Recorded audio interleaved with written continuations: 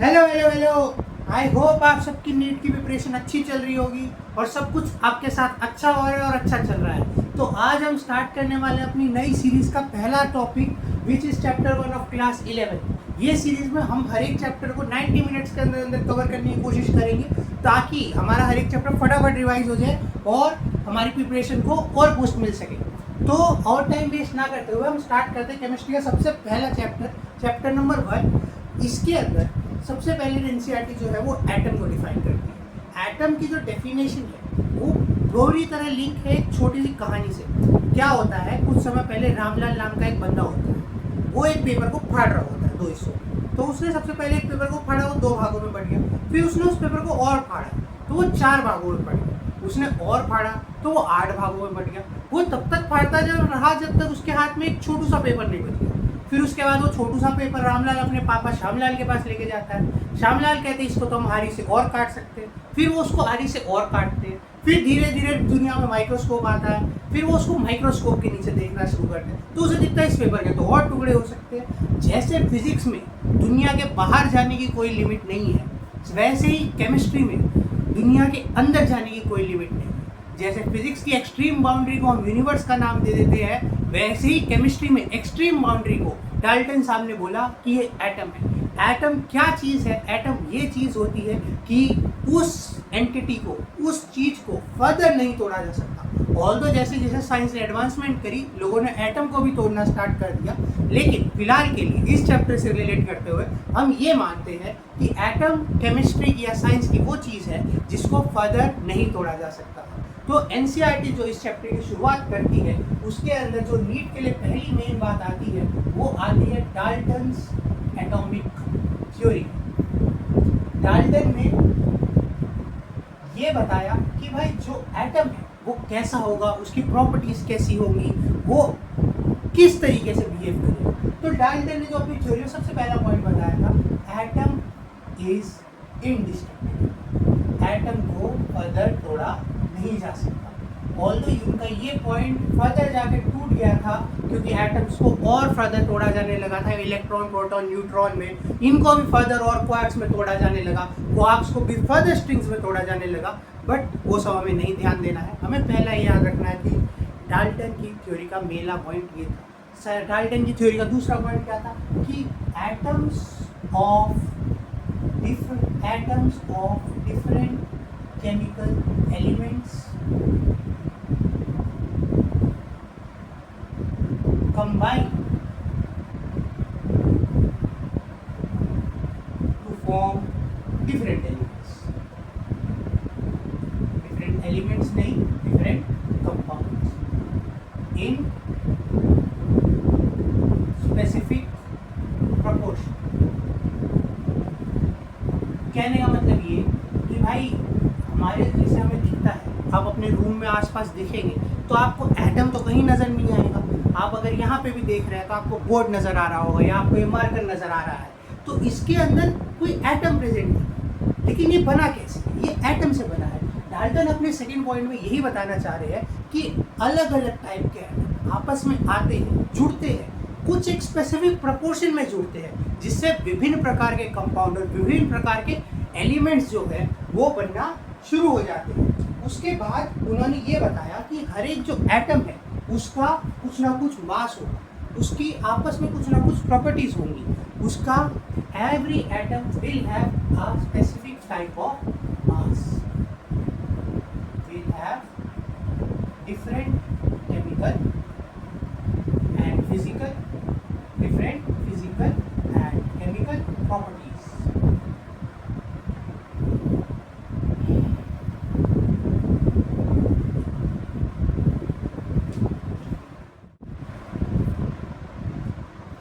तो बीच में थोड़ा सा इंटरप्शन आ गया तो वीडियो को बीच में ही पॉज करना पड़ा। इसके बाद धीरे धीरे लोगों के बीच में और जिज्ञासा पैदा होने लगी। धीरे धीरे लोग और सवाल करने लगे कि यार एटम है क्या? आपने कह दिया कि भाई इनका अलग अलग मास होगा, इनका अलग अलग सिस्टम होगा, लेकिन कैसे होगा, क्या होगा? तो फिलहाल जो हम चैप्टर में डील कर रहे हैं वो हम डील करेंगे बड़ी बेसिक फिजिकल चीज़ों के साथ जो हमें आसपास में होती हुई दिख जाएगी। इसके बाद जो चैप्टर आएगा, चैप्टर नंबर 2, जो एटॉमिक स्ट्रक्चर होगा, जो एटॉमिक चैप्टर नंबर 3 जो पीरियोडिक प्रॉपर्टीज होगा, वो चीज़ें हमें आपस में दिखाई नहीं देंगी। बट जो करंट चैप्टर है वो हमें आपस में आसपास के सराउंडिंग्स में बहुत इजीली दिख जाएगा। इस चैप्टर में केमिस्ट्री को एनसीईआरटी इंट्रोड्यूस करती है क्लास 11 के बच्चों के साथ। इसके बाद डाल्टन एटॉमिक थ्योरी के स्टार्टिंग के बाद एक बहुत इंपॉर्टेंट जो फॉर्मूला है जो नीट में भी बहुत बार पूछा गया है, वो है कि एटॉमिक मास कैसे निकालें। अब क्या होता है भाई, मैं दुनिया में गया भाई, मैंने क्लोरीन ढूंढना स्टार्ट किया कि भाई मेरे को क्लोरीन एक एलिमेंट है वो ढूंढना है। मैंने दुनिया में ढूंढा, मेरे को एक टाइप का क्लोरीन मिल गया। मैंने देखा कि भाई एक टाइप का क्लोरीन है, इसका 35% मास आ रहा है। मैंने उसको तराजू पर नापा, मेरे को पता चला भाई ये तो 35 ग्राम का।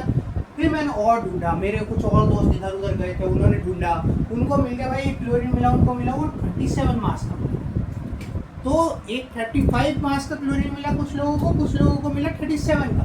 तो बात ये चली कि भाई कुछ क्लोरीन तो 35 का और कुछ क्लोरीन जो है वो 37 का है। तो एक्चुअल मास क्या लिया जाए क्लोरीन का? तो पॉइंट ये निकला कि भाई जो एटॉमिक मास उसको हम लेंगे इनका एवरेज। अब सीधा एवरेज में आप बोलोगे कि भाई सीधा एवरेज तो भाई सर इसका ये हो गया 35 + 37/2 36। बट ऐसा नहीं करा गया। ऐसा क्यों नहीं करा गया? ऐसा इसलिए नहीं करा गया कि भाई 35 वाला मैं 100 साइड पे गया, मेरे को 35 वाला 75 पे मिला और 37 वाला 25 पे मिला। तो मैं कैसे ले लूँ कि भाई 36 एवरेज ले लूँ, 37 वाला तो कम क्वांटिटी में। तो इसको भी कंसिडरेशन में लेना बहुत ज़्यादा जरूरी था। तो एवरेज एटॉमिक मास या फिर जो जनरल एटॉमिक मास लिया जाता है उसका फॉर्मूला क्या बनाया गया? उसका फॉर्मूला बनाया गया सबसे पहले हम क्या लेंगे, मास ऑफ स्पीशीज 1। ठीक है, इसको इनटू कर देंगे इसकी परसेंटेज कंपोजिशन से। उसके बाद हम जोड़ेंगे इसके अंदर मास ऑफ स्पीशीज 2 इनटू इसकी परसेंटेज कंपोजिशन, और इसको डिवाइड कर देंगे हम 100 से। इसको जब हम सॉल्व करेंगे तो ये जो आएगा इसको बोला जाएगा एटॉमिक मास।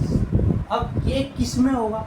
एटॉमिक मास ऐसा तो है नहीं कि हम ग्राम में नाप लें, ठीक है, ऐसा तो होगा नहीं कि हम केजी में नाप लें। इस चीज को हम नापेंगे म्यू में। म्यू क्या होगा? म्यू इज एटॉमिक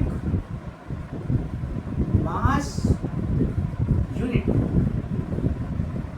ये बहुत छोटी यूनिट, इसकी वैल्यू करीब 10⁻⁻24 ग्राम्स के इक्वल होगी। इतना छोटा, तो एक म्यू अगर आपको कहीं डाल जाए तो इसका मतलब है वो 10⁻24 ग्राम के इक्वल।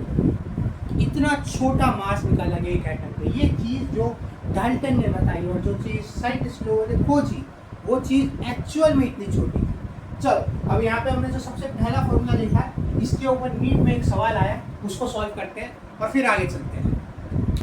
हाँ, तो मैंने क्वेश्चन लिख दिया है, तो आप सब लोग क्वेश्चन को देखो और खुद से ट्राई करो, वीडियो को पॉज लो और खुद से इस क्वेश्चन को सॉल्व करने की कोशिश करो। फॉर्मूला जो मैंने पिछले वाला अभी करवाया उसी से क्वेश्चन आराम से हो जाएगा। ठीक है, तो अब यहाँ पे क्या है, हमें निकालना क्या है? सबसे पहले मेन बात ये, इस क्वेश्चन में हमें सबसे पहले क्वेश्चन का आखिरी पार्ट पढ़ना है, उससे हमें ये पता चल जाता है भाई पूछा क्या है। हम फिर उसके हिसाब से प्लॉटिंग स्टार्ट कर सकते हैं कि भाई ये कर देंगे वो कर देंगे, लेकिन एटलीस्ट हमें पता तो हो कि जाना कहाँ है। तो इसके अंदर हमें कहाँ जाना है? The average atomic mass of the naturally occurring element X is. तो सबसे पहले इसमें क्या पूछा? एवरेज एटॉमिक मास पूछा है। एवरेज एटॉमिक मास पूछा है तो हमारे पास सबसे पहले फॉर्मूला दिमाग में आना चाहिए। अभी मैंने पीछे लिखवाया, ठीक है, मैं दोबारा लिख देता हूँ। ठीक है, एवरेज एटॉमिक मास का formula composition into percentage plus composition into percentage dot divided by 100। ठीक है, अब देखो कितना सिंपल क्वेश्चन हो गया। कंपोजिशन यहाँ पे हमारे पास इसकी दे रखी है, कंपोजिशन से मैं यहाँ पे रेफर कर रहा हूँ इस चीज़ का मास ऑफ आइसोटोप 1, इसका मतलब हो गया मास ऑफ आइसोटोप 2।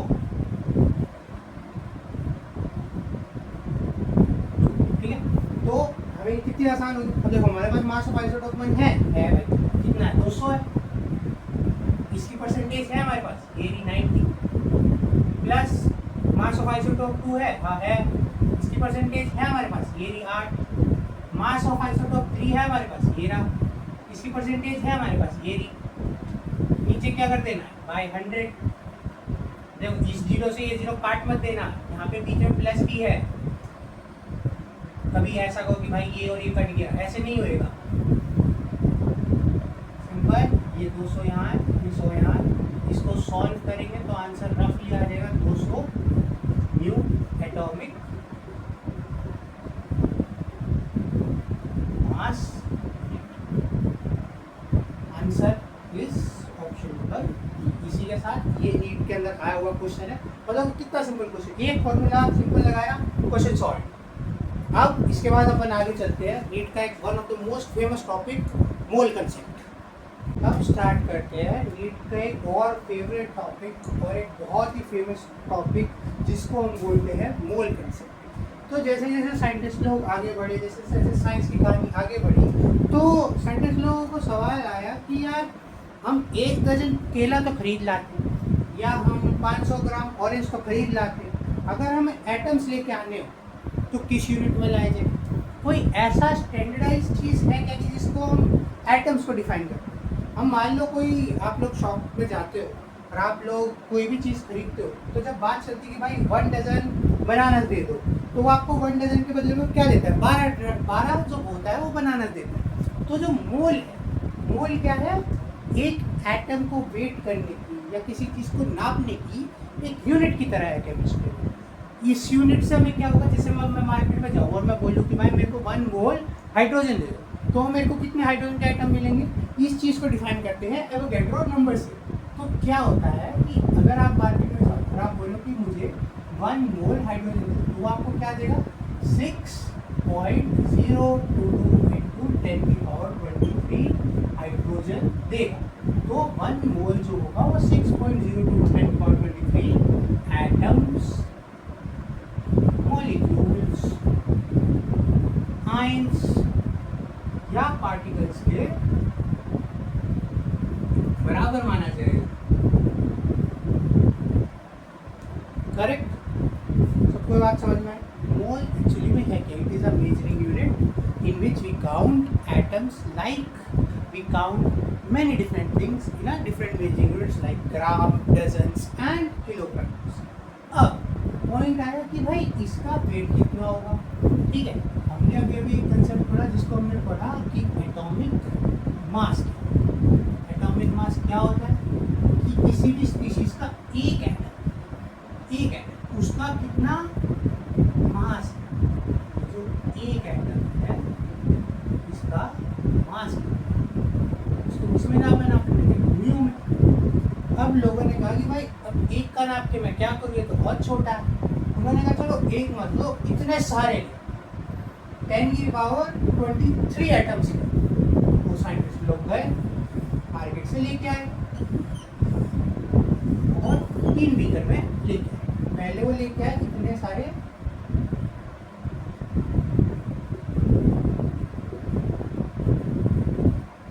हाइड्रोजन लेके,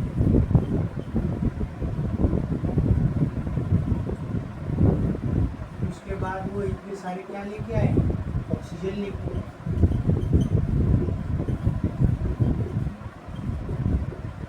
उसके बाद वो इतने सारे क्या लेके आए? चलो मान लेते हैं नाइट्रोजन सेम लेके आए, लेकिन ठीक है 10⁻23 उसमें लेकर 10⁻23 उसमें लेकर और 10⁻23 इसमें लेकर, और फिर इन्होंने इसको मेजर किया। जब उन्होंने हाइड्रोजन को मेजर किया तो इनको मिला कि भाई ये जो वजन आ रहा है ये 2 ग्राम की इक्वल है। इट्स वाज इसका एटॉमिक मास इन ग्राम। फिर जब उन्होंने O2 को मेजर किया तो उन्हें पता चला भाई ये जो है 25 ग्राम के बराबर था। इट्स वाज इसका एटॉमिक मास इन ग्राम। फिर जब उन्होंने N2 को मेजर किया तो उनको पता चला कि भाई ये जो है 28 ग्राम की इक्वल है, विच वाज इसका एटॉमिक मास इन ग्राम्स। तो ये जो सारी टर्म है दिस दिस दिस, इन सबको क्या बोला जाने लगा, इनको बोला जाने लगा मोलर मास। तो मोलर मास का अगर आपसे कोई डेफिनेशन पूछे या आपको मोलर मास का डेफिनेशन समझना हो, तो मोलर मास का डेफिनेशन होता है अमाउंट ऑफ सब्सटेंस या फिर वेट ऑफ सब्सटेंस इन 1 मोल। ये है कहानी मोल कंसेप्ट।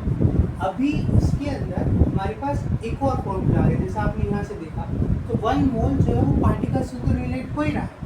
इवन अगर मैं इसको हटा दूँ इस वाले को एक सेकंड के लिए, तो पार्टिकल से तो रिलेट हो ही रहा है। इसके साथ साथ 1 मोल एक और चीज़ से रिलेट हो रहा है, वो है उसका atomic weight in gram of the atom, molecule, ion, particle etcetera. और एटॉमिक वेट किसी मॉलिक्यूल, आयन, पार्टिकल का तो हो नहीं सकता, तो साइंटिस्ट लोगों ने इसको और स्टैंडर्डाइज बनाने के लिए इसकी जगह एटॉमिक वेट की जगह उन्होंने यूज करना स्टार्ट कर दिया molecular weight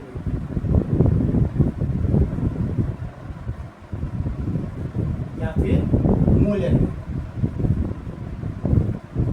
molar weight of atom, ion, molecule और पार्टिकल। तो 1 मोल हमारे पास दो चीज़ों के बराबर आ गए, एक तो एक नंबर के और एक किसी चीज़ के वेट के। ये दो फॉर्मूला बहुत ज़्यादा यूज, बहुत क्वेश्चन इसके ऊपर बहुत ईयर्स में पूछे गए। तो मेन जो अभी हमारे पास इसके बाद जो क्वेश्चन आने वाले हैं, जो हम 4 से 5 क्वेश्चन करेंगे, वो इन दो फॉर्मूलाज के बेसिस पे सॉल्व हो जाएंगे। हाँ, तो before moving on two questions and different variety of questions, मैं चाहता हूँ हम लोग थोड़ी सी प्रैक्टिस करें मोल कंसेप्ट से रिलेटेड, और किस चीज़ में कितने एटम और किसका क्या मास होता है उससे रिलेटेड। तो ये छोटी सी वर्कशीट है, आप लोग पहले खुद से ट्राई करो, उसके बाद आंसर देखो, मैं सॉल्व करता हूँ, ठीक है, और हम लोग देखते हैं कि भाई किसके कितने सही होते हैं। तो सबसे पहली बात, तो हम लोग डील कर रहे हैं, यहाँ पे क्या लिखा है, 2 moles of carbon dioxide, formula ये रहा, और इसका एटॉमिक मास जो होता है वो ये रहा। हमें क्या पता करना है कि इसके अंदर नंबर ऑफ एटम्स कितने होंगे और इसका जो अमाउंट ऑफ सब्सटेंस है, या मतलब जो गिवन वेट वो कितना होगा। तो जैसा कि हमें दिख रहा है 2 मोल ऑफ कार्बन डाइऑक्साइड, तो हमें पता है कि 1 मोल जो होता है वो एवोगैड्रो नंबर ऑफ एटम्स और मॉलिक्यूल्स के बराबर होता है। तो 2 मोल किसके बराबर हो जाएंगे, सिंपल इसको हमें 2 से इंटू कर देना है, which will be equals to 12.044 into 10 to power 23 atoms। ठीक है, moving on to amount of substance. अगर 1 मोल कार्बन डाइऑक्साइड का जो वो है molar mass of atomic molecule, वो 44 ग्राम के इक्वल हो रहा है। 1 मोल का किसके इक्वल हो रहा है, 44 ग्राम के। तो 2 मोल का कितने के इक्वल हो जाएगा, 88 ग्राम के। तो सिंपल यहाँ पे क्या है, 1 मोल इज इक्वल्स टू 44 ग्राम, तो ये 2 मोल कितने की इक्वल हो जाएगी, 88 ग्राम। Simple, quite easy. ऐसे ही यहाँ पे कितना है, 1.5 mole of HCl। 1.5 mole of HCl का जो वेट, जो एटॉमिक मास वो कितना हो जाएगा, 38.5, करेक्ट। तो अब यहाँ पे बात आ गई 1.5 मोल का जो ये है नंबर ऑफ एटम्स है वो कितने होंगे। अब 1.5 को हमें इससे गुना कर देना, 6.022 इंटू 10 की पावर 23 इतने एटम्स होंगे। इसका आंसर आप लोग कमेंट करो, ठीक है, आराम से कैलकुलेट करो और कमेंट करो, ठीक है। अब यहाँ पे क्या है, 1 मोलर वेट जो बराबर है वो किसके बराबर है, 38.5 ग्राम के। तो 1.5 मोल कितने के बराबर हो जाएगा, इसको हमें 1.5 से इंटू कर देना, कैलकुलेटर यूज करो, आंसर आएगा, ठीक है। 10 to the power minus 2 moles of HCl। तो 1 mole is equals to 6.02 to 10 to the power 23 atoms or molecules। So 10 to the power minus 2 moles of HCl will be equals to 10 to the power minus 2 into 66.022 into 10 to the power 23, which will give us 6.022 into 10 to the power 21 atoms। अब 1 mole is equals to molar mass, तो 10 to the power 1 mole is equals to molar mass, तो 1 mole is equals to 109 atomic mass। 109 gram. So 1 mole is equals to 109 grams. 10 to power minus 2 moles will be equals to 1 mole is equals to 109 grams. 10 to power minus 2 moles will be equals to 1.09 grams. सीधे सीधे 1.1. 6 moles of sulphur. देखो sulphur कभी भी single form में exist नहीं करता. जब भी मोल्स लिए जाते हैं वो उस एटम के सबसे सिंप्लीफाइड फॉर्म में लिए जाते हैं. सल्फर किस में एग्जिस्ट करता है? S8. तो अगर कोई बोले कि 6 मोल्स ऑफ सल्फर निकालना है तो इसका मतलब है वो S8 की बात कर रहा है, ना कि सिंपल S की. अब एक सिंपल सल्फर का मास कितना होता है? 32 होता है. तो अगर हमें S8 का निकालना हो तो कैसे निकलेगा? 32 into 8 यानी 256. तो 6 मोल ऑफ सल्फर के अंदर कितने एटम होंगे? एक मोल के अंदर कितने होते हैं? इतने होते हैं. तो 6 मोल के अंदर कितने होते हैं? Simply 6 into 100.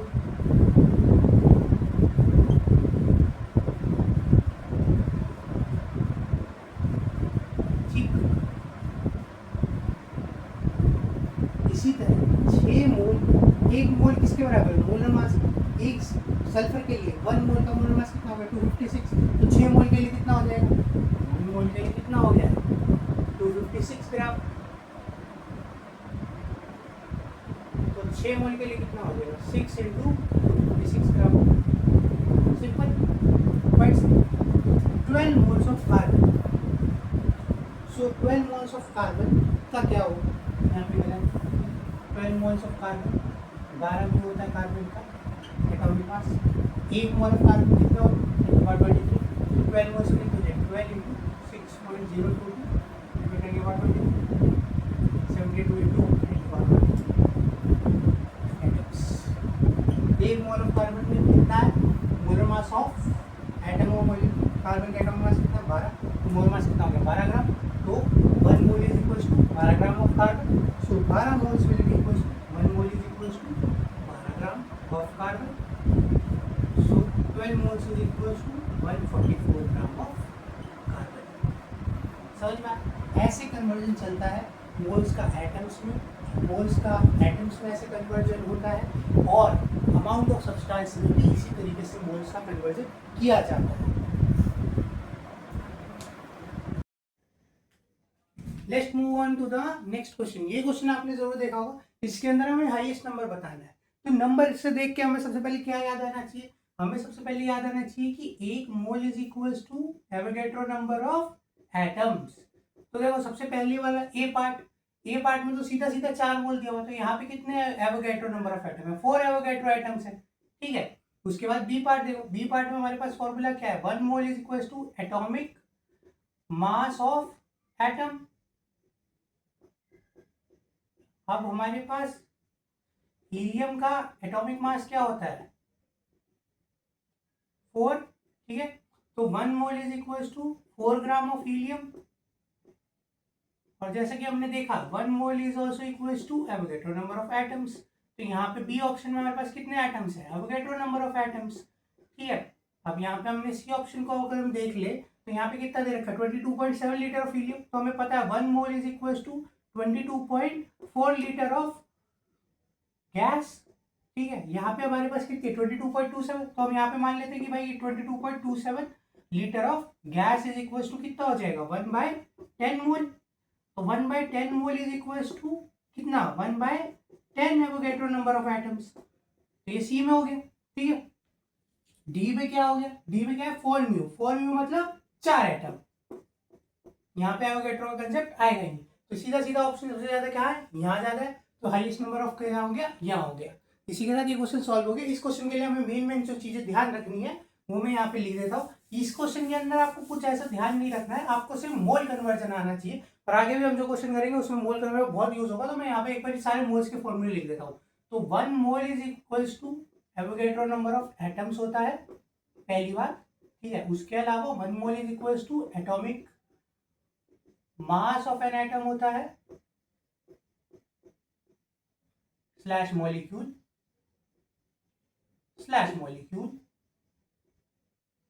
ठीक है. उसके बाद 22.4 लीटर ऑफ गैस. ठीक है. उसके अलावा उसके अलावा 1 मोल इज इक्वल्स टू, अभी हमें यही 3 चीजें याद रखनी है। तो 1 मोल ऑफ जो होता है वो इन 3 चीजों के बराबर होता है। आगे आने वाले क्वेश्चंस के लिए हमें ये सारी चीजें याद रखनी है, ठीक है। तो अभी हमारा ये क्वेश्चन नंबर 2 भी खत्म होता है। बहुत सिंपल क्वेश्चन, बस ये चीज हमें याद होनी चाहिए, उससे से ये क्वेश्चन आराम से बन जाएगा।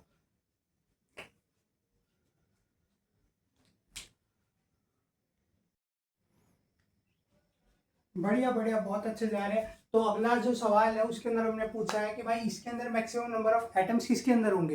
तो जैसा हमने पिछला सवाल किया, ये सवाल भी बिल्कुल वैसे ही है। यहाँ पे क्या पूछा हुआ है, मैक्सिमम नंबर पूछा हुआ है। तो हमें सबसे पहले फॉर्मूला क्या याद आना चाहिए, number of moles is equal to Avogadro number of atoms. तो मैं जो स्टार्टिंग का थोड़ा सा स्पेस देता हूँ इसीलिए देता हूँ ताकि आप लोग वीडियो को पॉज करो, खुद से ट्राई करो। सॉल्यूशन का फायदा तभी होगा जब आप खुद से वीडियो को करने की कोशिश करोगे, otherwise just a waste of time है ब्रो। तो यहाँ पे number of moles is equal to Avogadro number of atoms. तो सीधे सीधे यहाँ पे मैक्सिमम नंबर पूछा है, तो मैं अगर इन सबके मोल्स निकाल लूँ तो मोल्स तो एवोगैड्रो के बराबर ही है। तो मैं जिसके ज्यादा मोल्स उसके ज्यादा एटम्स, सीधी सीधी बात। तो मेरे को यहाँ पे ये है कि मेरे को किसके अंदर ये निकालना है कि किसके मोल्स जो होंगे वो ज्यादा होंगे। तो भाई सबसे पहले हम देखते हैं, अब 1 ग्राम ऑफ एजी हम इसको एनालाइज करते हैं, ठीक है। 1 ग्राम ऑफ सिल्वर है। अब हमें पता है, मैंने जैसा पिछले में भी लिखा, नंबर ऑफ मोल्स जो होता है वो बराबर होता है atomic mass of an atom, ठीक है। तो यहाँ पे हमें दिया हुआ एटॉमिक मास कितना, 108। तो एटॉमिक मास का मतलब 108 ग्राम ऑफ सिल्वर जो है वो 1 मोल के बराबर हो गया, ठीक है। तो यहाँ पे 1 ग्राम में कितने हो गए, 1/108 मोल में 1 ग्राम ऑफ सिल्वर हो गया, ठीक है। तो यहाँ पे हमारे पास कितना आ गया, 1/108, ठीक है। अब हम बी पार्ट को एनालाइज कर लेते हैं। सेकेंड पार्ट में यहाँ पे मैं दूसरा फॉर्मूला लिख देता हूँ जो हम इसमें यूज करें, number of moles is equals to atomic mass of atom, ठीक। अब यहाँ पे देखो 1 ग्राम ऑफ मैग्नीशियम उसकी बात कर रहे हैं। तो भाई अब यहाँ पे हम ये बात करें तो हम ये लिखते हैं 1 mole of Mg is equals to 24 grams of magnesium, ठीक है। अब यहाँ पे 1 ग्राम ऑफ मैग्नीशियम में कितने मोल्स हो गए भाई, 1/24 मोल्स ऑफ मैग्नीशियम। तो यहाँ पे कितना हो गया, 1/24। ये बी पार्ट का एनालिसिस होगी। सी पार्ट में देख, सी पार्ट में similarly 1 mole of oxygen is equals to 32 gram of oxygen. ये कहाँ से आया, ये एटॉमिक वेट है 16 × 2, ठीक है। तो 1 mole of oxygen is equals to 32 gram of oxygen. 1/32 mole of oxygen will be equals to 1 gram of oxygen. तो यहाँ पे कितने मोल हो गए, 1/32। ये भी होगी। तो डी पार्ट का एनालिसिस देख लेते हैं। डी पार्ट में क्या है, 1 mole of lithium is equals to 7 grams of lithium. तो यहाँ पे कितने मोल्स हो गए, 1/7 मोल्स ऑफ लिथियम। तो ये कितना के बराबर हो गया, 1 ग्राम ऑफ लिथियम। यहाँ पे कितने मोल्स आ गए, 1/7, ठीक है। अब मैंने क्या बताया, number of moles is equals to Avogadro numbers of atom. यहाँ पे कितने एटम्स हो गए, एन एवोगैड्रो बाय 7। यहाँ पे कितने हो गए, एवोगैड्रो बाय 32। यहाँ पे कितना हो गया, एवोगैड्रो बाय 24। यहाँ पे कितना हो गया, एवोगैड्रो बाय 108। तो सबसे कम किस में हो गए, हमें क्या निकालना है, मैक्सिमम निकालना। तो सबसे ज्यादा किस में हो गए, सबसे ज्यादा इसमें हो गए क्योंकि इसका डिनोमिनेटर सबसे छोटा। आंसर क्या होगा, D. Simple simple, very easy question, similar to previous one. चलो बहुत बढ़िया, अगर ये बन गया, प्रीवियस वन से समझ के बन गया तो वीडियो अच्छी जा रही है। क्वेश्चन नंबर 4 पे चलते हैं फटाफट। हाँ भाई, तो अभी तक की वीडियो काफी बढ़िया जा रही है ना। तो अगर आप वीडियो आपको समझ में आ गई है तो एक क्वेश्चन आपसे बन जाना चाहिए। बनाओ यार क्वेश्चन, खुद से भी बनाओ, ठीक है। तो देखो यहाँ पे फिर से क्या पूछा है, नंबर पूछा है, ठीक है। और क्या पूछा है, मैक्सिमम पूछा है। क्योंकि वहां पे नंबर पूछा है और मैक्सिमम पूछा है तो मेरे सीधा सीधा एक फॉर्मूला दिमाग में आएगा, हमें क्या आएगा, 1 mole is equals to Avogadro number of atoms. तो भाई सीधी सीधी बात है, जिसके मोल ज्यादा हो जाएंगे ना, जिसके मोल ज्यादा हो जाएंगे वही आंसर हो जाएगा। तो अब हम यहाँ पे एनालिसिस करने स्टार्ट करते हैं। हम ए पार्ट में, तो 0.18 ग्राम ऑफ वाटर, ठीक है। अभी पीछे के हमने फॉर्मूला से सीखा कि 1 मोल जो है वो किसके बराबर होता है, एटॉमिक मास ऑफ एटम या मॉलिक्यूल, ठीक है। तो यहाँ पे वाटर का जो एटॉमिक मास हो गया, वो एटॉमिक मास किसके बराबर हो गया, 16 + 2 यानी 18 के, ठीक है, तो इस क्वेश्चन के हिसाब से क्या हो गया, 1 mole is equal to 18 gram of water हो गया। ठीक है, 18 ग्राम ऑफ वाटर हो गया। समझ में आ रहा है ना कि भाई 1 मोल जो है वो atomic mass of atom molecule के बराबर है। तो एटॉमिक मास क्या हो गया, 16 + 2 18 हो गया पानी का। तो 1 मोल जो है वो 18 ग्राम में पानी के इक्वल हो गया। वहां कितना दे रखा है, 0.18।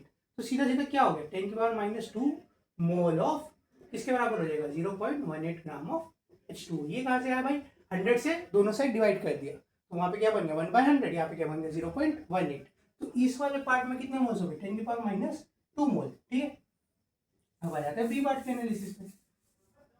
हमारे पास क्या है, 1 मोल इज इक्वल टू, हम लोगों ने क्या पॉइंट किया कि atomic mass of atom slash molecule. ठीक, तो अब एक और चीज मैंने पिछले में लिखी थी, 1 mole is equal to 22.4 litre of atom molecule. ठीक है, तो यहाँ पे देखो, यहाँ पे 22.4 के तो ये बहुत पीछे जा रहा है आंकड़ा। ठीक है, कितना पीछे जा रहा है भाई, 100 के भी दो पीछे, 10⁻⁻4 मोल में जा रहा है। अगर हम 10⁻⁻4 कर देंगे तो इसके बराबर का आंकड़ा जो है वो आ जाएगा। ठीक है, तो यहाँ पे कितने बन रहे, 10⁻⁻4 बन रहे हैं। यहाँ पे तो 10⁻3 है ही।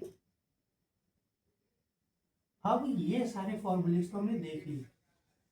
गेम यहाँ पे नीट थोड़ा सा घुमाता है, क्योंकि वो यहाँ पे देता है 18 ml। 18 ml में थोड़ा सा कंफ्यूजन है बच्चों को कि भाई ये आंसर होगा या फिर इसको मैं कैसे मोल में लेके जाऊँ। तो इसके लिए फिजिक्स की एक टर्म लिखती है, उसको बोलते हैं density. Density is equals to mass by volume.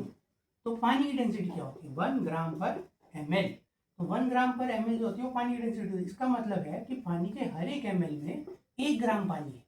पानी के हर एक ml में कितना ग्राम पानी है, 1 ग्राम पानी है। तो यहाँ पे कितने ग्राम पानी, कितने ml पानी दे रखा है, 18 ml। तो इसमें कितने ग्राम पानी हो गया, 18 ग्राम पानी हो गया। तो अगर 18 ग्राम पानी हो गया तो मैंने वहां पे क्या लिखा है, पढ़ो पढ़ो, 18 ग्राम पानी हो गया तो 18 ग्राम में कितने मोल पानी है, 1 मोल पानी है। तो अगर 18 ग्राम में 1 मोल पानी है तो इसके अंदर कितने मोल हो गए, 1 मोल। तो यहाँ पे ये वाला जो है ये स्टार है, क्योंकि यहाँ पे आपको डेंसिटी से कन्वर्ट करना पड़ेगा। ठीक है, तो यहाँ पे 1 मोल हो गया।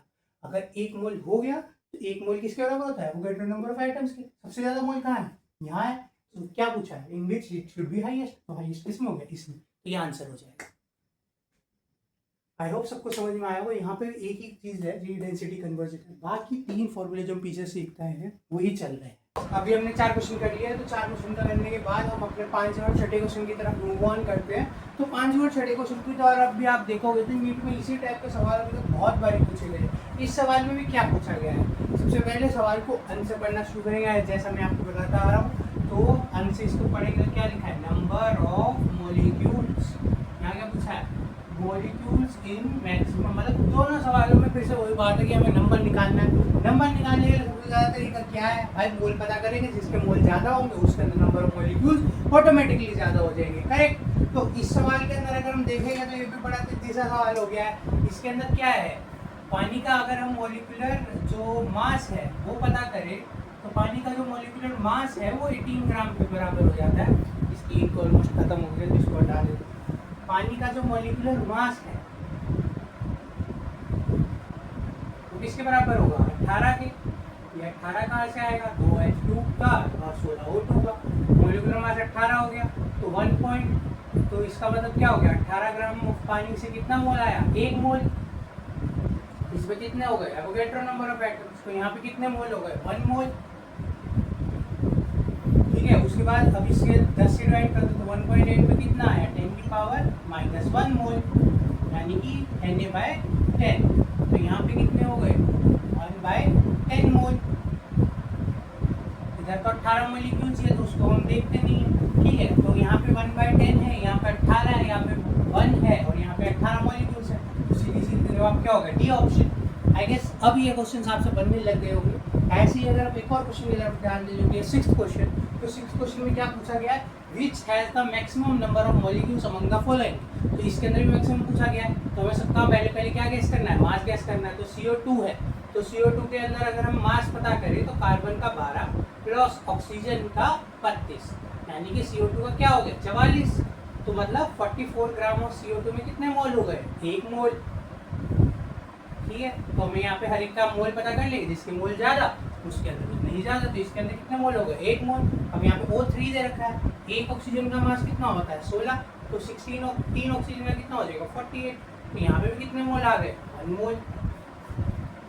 अब अगला ऑप्शन में क्या है, अगले ऑप्शन में H2 दे रखा है, तो H2 में क्या हो रहा है, एक H2 का मास 2 ग्राम, तो 8 2 ग्राम में कितने मोल हो गए 1 मोल, ठीक है। तो 4 मोल में कितने H2 हो जाएंगे 8 ग्राम, तो यहाँ पे कितने मोल H2 आ गए 4 मोल, ठीक है। सेम अगर हम यहाँ पे जाएं SO2 में, तो S का मास 32, O2 का मास 32, इन जोड़ के कितना आ गया 64, तो 64 ग्राम ऑफ SO2 में कितने मोल होते हैं 1 मोल।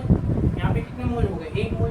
क्या पूछा, मैक्सिमम नंबर मॉलिक्यूल्स पूछा, तो जिसके मोल ज़्यादा उसके अंदर मॉलिक्यूल्स को नहीं ज़्यादा, तो ऑप्शन सी इज राइट। तो आई होप ये 5th और 6th क्वेश्चन का आपको समझ में आया हो। मोल कंसेप्ट से रिलेटेड ऐसे बहुत सारे क्वेश्चंस हैं। I will recommend you guys to practise more and more questions related to mole concept to carry on, but क्योंकि सेशन को लिमिटेड रखना है तो मैं अभी और क्वेश्चन नहीं करवाने वाला हूँ। हम मूव ऑन करते हैं अगले टॉपिक पे, जो कि है empirical and molecular formula and empirical and molecular formula mass.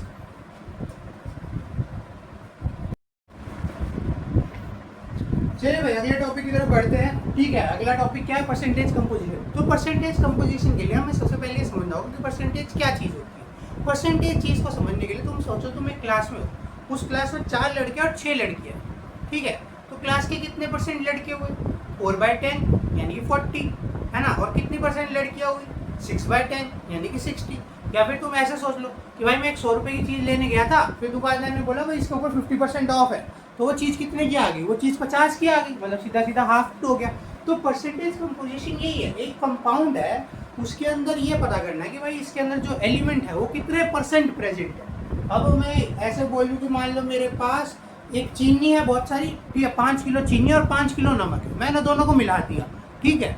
तो अब जो मेरे पास सोल्यूशन बना चीनी और नमक का, उसमें उसके अंदर कितनी चीनी और कितना नमक है, 5 किलो चीनी और 5 किलो नमक है, मतलब 50% चीनी हो गया और 50% नमक हो गया। लेकिन ये तो आइडियल केस हो गया, नेचर में ऐसा होगा नहीं। तो इसी चीज़ को समझने के लिए हम एक बहुत सिंपल एग्जांपल लेते हैं, जो कि अभी हम पिछले से करते आ रहे हैं, H2O का, ठीक है भाई। H2O के अंदर जो हाइड्रोजन है वो कितना है 2 म्यू हो गया, और ऑक्सीजन कितना हो गया 16 म्यू। तो इसका जो नेट मास आ रहा था वो 18 म्यू आ रहा था। तो अगर मैं इसके अंदर बोलूँ कि भाई परसेंटेज ऑफ हाइड्रोजन कैसे निकलेगी, परसेंटेज ऑफ हाइड्रोजन कैसे निकलेगी, तो जो हाइड्रोजन का मास है, ये हाइड्रोजन का जो मास है 2 म्यू, ठीक है, डिवाइडेड बाय जो टोटल मास है ये 18 म्यू, इसको हम इनटू कर देंगे 100 से, तो हमारे पास ये कितना आ जाएगा रफली 11 के आसपास। ऐसे ही अगर हमें परसेंटेज ऑफ ऑक्सीजन निकालनी होगी तो हम क्या करेंगे, ऑक्सीजन में कितना हमारा 16 म्यू, इसको हम डिवाइड कर देंगे 18 म्यू से, म्यू से म्यू कैंसिल, 16 और 18 से हमारे पास अगर इसको सॉल्व करेंगे तो ये आ जाएगा करीब करीब 88 के आसपास। तो ऐसे निकलता है हमारा किसी। अब इसका क्या मतलब हो, इसका सिग्निफिकेंस है भाई, जो 18 म्यू है इस चीज़ के अंदर से 11% इस कंपाउंड के अंदर हमारा हाइड्रोजन है और 88% हमारा इसके अंदर ऑक्सीजन है, ठीक है।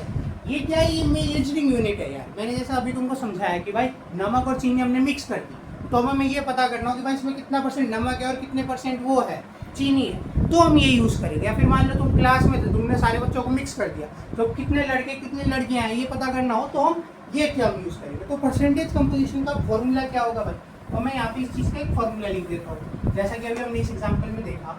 तो हम यहाँ पे लिखना है, देखो ऐसा, percentage composition of an element is equals to mass of that element in the compound divided by mass of the compound into 100। समझ में आई बात। अब मान लो इसके अंदर ही हम एग्जाम्पल लेते हैं जो लड़कों की सबसे फेमस पसंदीदा चीज़ है, C2H5OH यानी कि एल्कोहल। अगर इसको और सिंपल करके लिखोगे तो क्या बनेगा C2H6O। तो हम इसके अंदर निकालने की कोशिश करते हैं। इसके अंदर अगर हम निकालें तो परसेंटेज ऑफ हाइड्रोजन कितनी होगी, अब यहाँ पे हाइड्रोजन कितना है 6 इसका मास निकालो सबसे पहले। तो कार्बन का कितना होता है 12 इंटू 2 प्लस हाइड्रोजन का 1 इंटू 6 प्लस 16, कितना हो गया 24 प्लस 6 प्लस 16 यानी कि 46। तो ये क्या हो जाएगा 6/46 इंटू 100 यानी कि 300/23। करेक्ट। 300/23 को हम सॉल्व करेंगे तो रफली आ जाएगा हमारा ये 12% के आसपास। रफली मेरे को एक्जैक्टली याद नहीं है, शायद हो सकता है 13-14 जाए, बट रफली अगर ये करेंगे तो ये आ जाएगा। इसके बाद हम निकालेंगे परसेंटेज ऑफ ऑक्सीजन। अगर निकालें तो परसेंटेज ऑफ ऑक्सीजन कितना 16 इसके अंदर ऑक्सीजन है ना। ये देखो ये 16 रहा, ये 16 ऑक्सीजन का था, इसके अंदर 16 किसका है ऑक्सीजन का। वो कहाँ से दिखा, ये देखो ये रहा, एक ऑक्सीजन का तो 16 हो गया। कंपाउंड का कितना है 46, तो 16 इंटू 16/46 इंटू 100। ठीक है, ये क्या हो जाएगा हमारा 800/23। करेक्ट, ये आ जाएगा। इसको सॉल्व करेंगे तो ऐसे ही अगर तुम्हें ये निकालने की परसेंटेज जो कार्बन कितनी है, यहाँ पे कार्बन की वजह से कितना कंपोज हो रहा है 24, वो कहाँ से आया C2 था। ठीक है, तो 24/46 इंटू 100, यहाँ से कितना आ जाएगा 1200/23। करेक्ट। तो अगर हम यहाँ से देखें तो हमें पता चल रहा है कि भाई इसके अंदर जो सबसे ज़्यादा डोमिनेट कर रहा है ना वो कार्बन है। तो इथेनॉल जो दारू जो होती है उसके अंदर जो सबसे बड़ा डोमिनेटिंग फैक्टर होता है, जो एलिमेंट सबसे ज़्यादा कंपोजिशन में प्रेजेंट होता है, वो और कोई नहीं बल्कि कार्बन प्रेजेंट होता है। अब आप बोलोगे सर पता तो कर लिया, लेकिन इसका पॉइंट क्या है। तो पॉइंट आएगा कि जैसे जैसे हम इसके बाद अगला टॉपिक पढ़ेंगे ना, एम्पेरिकल फार्मूला मास या एम्पेरिकल फार्मूला और मोलिकुलर फार्मूला या मोलैरिटी आएगा, मोलैरिटी आएगा, इसी चैप्टर के अंदर बहुत यूज आएगा। ठीक है, तो अभी गेम को चलने देते हैं। फिलहाल के लिए तुम्हें ये समझ में आ गया होगा, ये फॉर्मूला अच्छा है, इसको लिख लो। ठीक है, इसकी थोड़ी बहुत प्रैक्टिस कर लो। मैंने थोड़े 1-2 क्वेश्चन करा दिए। ठीक है, और प्रैक्टिस करनी है तो और प्रैक्टिस करो, और कोई उठाओ रैंडमली प्रैक्टिस करो। ठीक है, इसके बाद मैं अभी अगले पार्ट में दिखाता हूँ तुमको एम्पेरिकल फार्मूला और मॉलिक्यूलर फार्मूला कैसे निकालते। ठीक है, कि भाई एम्पेरिकल फार्मूला और मॉलिक्यूलर फार्मूला ये सब क्या चीज़ें होती हैं। तो एम्पेरिकल और मॉलिक्यूलर फार्मूला समझाने से पहले मैं चाहूँगा तुम लोग ये समझो कि भाई इसकी ज़रूरत क्यों पड़ती। साइंटिस्ट लोगों को क्या फ़र्क पड़ता था कि एम्पेरिकल फार्मूला क्या होगा, मॉलिक्यूलर फार्मूला का तो समझ में आता है कि एम्पेरिकल फार्मूला कहाँ से है। ठीक है, तो भाई देखो जब भी कोई नया कंपाउंड बनता है ना, मान लो तुमने कोई अलग कंपाउंड बनाया रामलाल कॉम्प्लेक्स, तो रामलाल कॉम्प्लेक्स का जो वो होगा कंपोजिशन होगा वो तो तुम्हें पता चलेगा नहीं, क्योंकि रामलाल कॉम्प्लेक्स जब भी बनेगा उसके ऊपर लिखा तो नहीं आएगा कि भाई देखो मेरा कंपोजिशन ये है, ऐसा तो होगा नहीं। ठीक है, तो तुम क्या करोगे, तुम लैब में जाओगे, तुम और एक्सपेरिमेंट करोगे और फाइंड आउट करने की कोशिश करोगे। फिर तुम किसी तरीके से फाइंड आउट ये करोगे कि भाई इसके अंदर ना हाइड्रोजन कितना है, 24% कार्बन आया है, 71% क्लोरीन आया है, और इसका जो मोलिकुलर मास है वो 78 ग्राम आया है। ठीक है, तो अब तुम सोचोगे अब मेरे को पता करना है इसका फॉर्मूला क्या। तो उसकी टेक्निक निकालने के लिए हम सबसे पहले क्या निकालते हैं, उसका एम्पेरिकल फार्मूला निकालते हैं। वो एम्पेरिकल फार्मूला से फिर हम उसका मॉलिक्यूलर फार्मूला निकालते हैं। तो अब समझ में आया कि भाई एम्पेरिकल फार्मूला क्यों आया और फिर मॉलिक्यूलर फार्मूला क्यों आया। तो अब हम निकालने की कोशिश करेंगे भाई इसका एम्पेरिकल फार्मूला क्या होगा। तो एम्पेरिकल फार्मूला निकालने के लिए हम सबसे पहले इसके क्या निकालेंगे, मोल्स। तो अगर मान लो किसी कंपाउंड में ऐसे देखा ना कि 4% ऑफ हाइड्रोजन, तो सीधा मान लो कि भाई वो कंपाउंड में 4 ग्राम हाइड्रोजन। ठीक है, पहली बात तो ये मान ली। ठीक है, उसके बाद क्या करा कि भाई 24% ऑफ क्या है, ये हमारा कार्बन है। तो उसके बाद क्या करोगे कि भाई कार्बन कितना हो गया भाई 24 हो गया।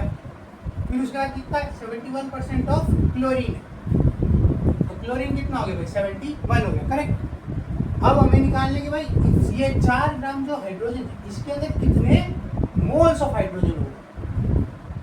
तो हाइड्रोजन का मोलिकुलर मास क्या होता है, एटॉमिक मास होता है 1 ग्राम। तो 4 ग्राम डिवाइड बाय 1 ग्राम मतलब कितने मोल्स आ गए 4। इसके कितने मोल्स आ गए 24 ग्राम, मतलब और कार्बन में कितना होता है 12 ग्राम। तो ये कार्बन के कितने आ गए 2। उसके बाद क्लोरीन का निकालेंगे 71 ग्राम डिवाइडेड बाय क्लोरीन का कितना होता है 35। तो ये इसके कितने आ गए 2। तो ये सबके क्या निकल गए, मोल्स निकल गए। यहाँ पर जो हमने निकाले हैं ये निकाले सबके हमने मोल्स।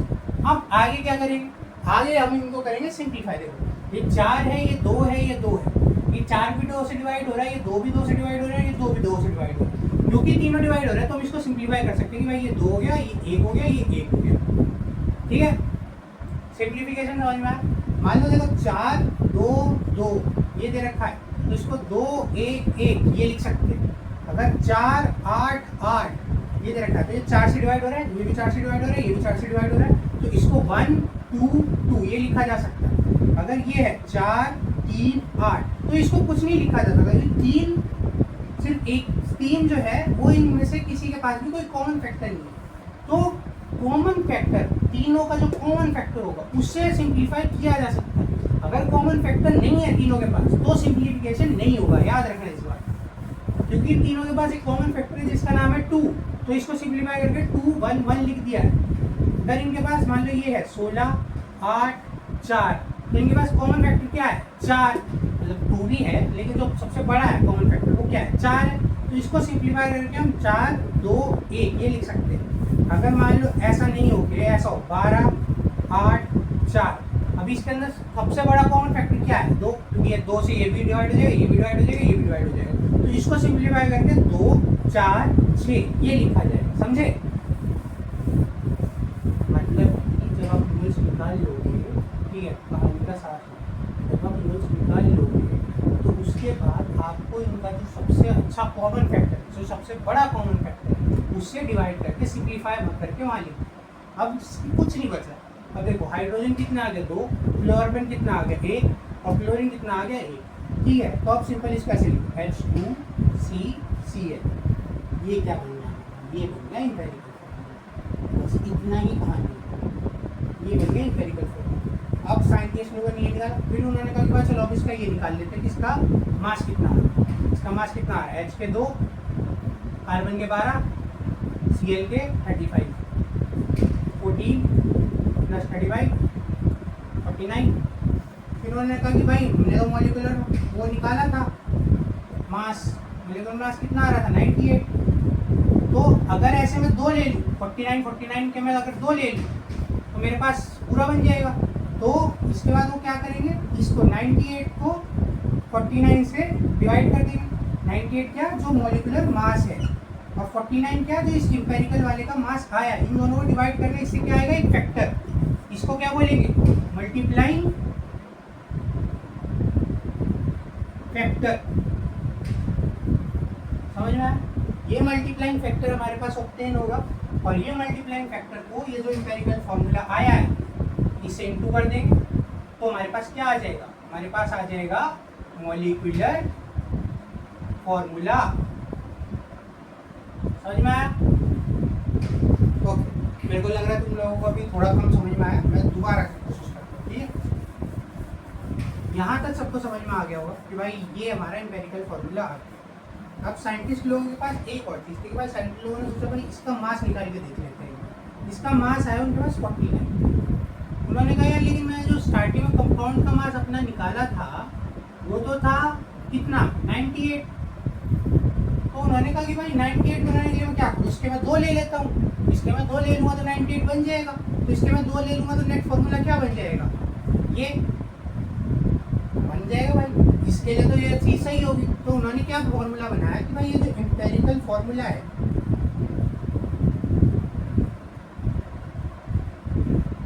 इसको हम एक मल्टीप्लाइंग फैक्टर n से इंटू कर देंगे, तो हमारे पास क्या आ जाएगा, मॉलिक्यूलर फॉर्मूला आ जाएगा। ठीक है, इसके अंदर जो ये n होगा इसकी वैल्यू कैसे निकलेगी, इसको निकालेंगे molecular mass divided by empirical mass. इन दोनों को डिवाइड करेंगे, इससे हमारे पास मल्टीप्लाइंग फैक्टर आएगा, उसको इससे इंटू करेंगे तो मॉलिक्यूलर फॉर्मूला आ जाएगा। अब शायद सबको सब कुछ समझ में आया होगा, और आई नो आपने ये सब कुछ प्रैक्टिस करा हुआ है। वैसे भी एक रिवीजन सीरीज है यार, तो मैं कोशिश कर रहा हूँ कि सब कुछ थोड़ा फटाफट कवर करूँ, बट आई गेस रिवीजन में सबको समझ में आ गया हो भाई एम्पिरिकल फॉर्मूला ऐसे निकलता है। ठीक है, उसके बाद एम्पिरिकल फॉर्मूला को एक मल्टीप्लाइंग फैक्टर से इंटू करते हैं, उससे मॉलिक्यूलर फॉर्मूला निकल जाता है। मल्टीप्लाइंग फैक्टर जो है molecular mass divide by empirical mass से निकलता है। एम्पिरिकल मास कहाँ से निकलेगा, इसका मास निकाल देना, और मॉलिक्यूलर मास जो है वो आपको क्वेश्चन में गिवन होगा, देखो यहाँ पे दे रखा है। तो ये टॉपिक है पूरा का पूरा कि भाई एम्पिरिकल फॉर्मूला और मॉलिक्यूलर फॉर्मूला एक्चुअली में क्या चीज़ें होती है। तो अभी के लिए हम इस क्लास को इतना ही रखेंगे। इसके बाद जो अगली क्लास होगी उसके अंदर हम करेंगे स्टोइचियोमेट्री, मोलिकुलैरिटी, मोलैलिटी, मोल फ्रैक्शन वगैरह वगैरह, जितनी भी कैलकुलेशन वाली टर्म है आई होप वो आपको अगली क्लास में और समझ में आएंगी, और आई होप आपको ये क्लास जो है वो बहुत अच्छी लगी होगी और आपको सब कुछ समझ में आया होगा। आई ट्राइड कि मैं मैक्सिमम क्वेश्चंस करवा पाऊँ। इसके क्वेश्चंस भी हम अगली क्लास में करेंगे। फिलहाल के लिए इतना ही, ठीक है। खूब इंजॉय करो और खूब मेहनत करो, पेपर सबका अच्छा जाए।